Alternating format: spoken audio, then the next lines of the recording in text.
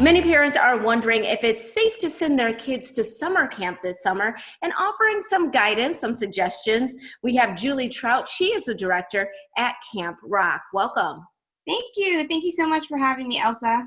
Happy to have you here because I think a lot of parents right now are sort of in a tough spot. They don't really know. Well, one, many camps are canceled. Two, some camps are open, but parents find themselves in a tough spot. They have to make a big decision whether or not to send them. And so I know that Camp Rock is one of them that is open. What are some things that parents should considering when making this decision? So, first thing you should consider is just the overall comfortability level of your family. We are still battling the COVID crisis. That's not to be discredited at all. But we're also learning a lot more about the disease, and we're learning a lot more about health and safety procedures that can be put in place to really minimize the effect. Many centers have been open during this crisis, supporting first responders and essential personnel with childcare.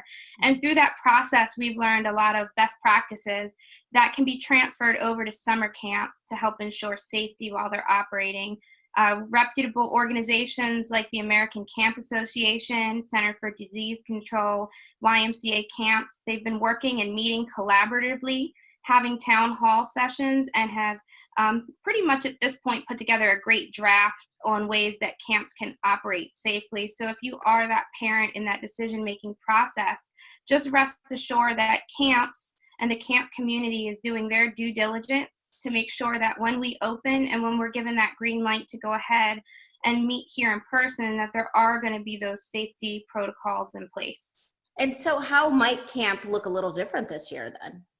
So the fun will not be different, but I can tell you that you will see some changes in things that you may not be used to experiencing.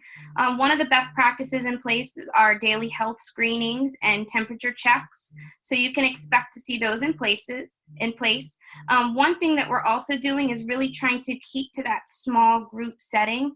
That is a best practice recommended by the CDC and also the American Camp Association to continue to have small communities, small groups. So you won't see those large, massive gatherings. You'll see smaller groups of campers than usual.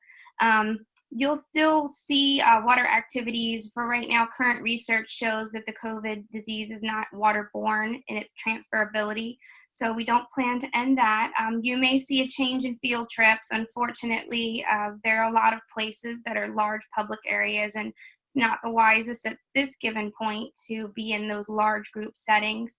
So overall, you can definitely expect to see some health and heightened safety procedures in place, a lot more daily hand washing, social distancing, masks for campers when that social distancing cannot be in place. Got it. Okay. And then I'm also wondering how people can locate a summer camp that might be right for them, that is taking into consideration all of the safety precautions that you just mentioned.